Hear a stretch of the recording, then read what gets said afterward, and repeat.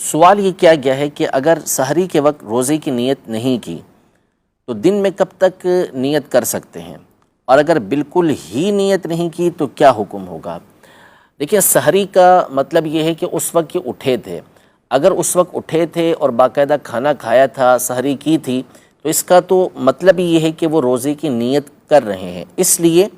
کہ نیت یہ دل کے ارادے کو کہتے ہیں، بندے کے دل کے اندر ارادہ ہونا چاہیے، اور سحری کھانے کو علماء نے فرمایا کہ یہ ایک طرح کی نیت ہی ہے کہ اس کا ارادہ ہے کہ اس نے دوسرے دن روزہ رکھنا ہے، سوائے یہ کہ باقاعدہ وہ نیت کرے کہ میرا کل کا روزہ نہیں ہے تو پھر ایک جداگانہ بات ہو جائے گی۔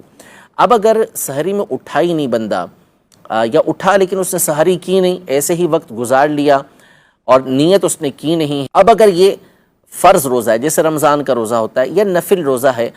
تو اس میں حکم یہ ہے کہ ضحوہ کبریٰ سے پہلے، جس کو ہمارے یہاں زوال کا وقت کہا جاتا ہے،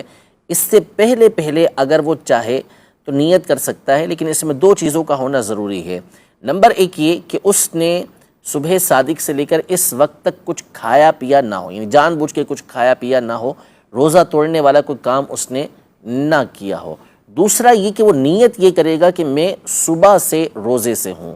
یہ نیت کرے گا تو اس کی یہ نیت ہو جائے گی، جبکہ وہ رمضان کا روزہ ہو یا نفل روزہ ہو۔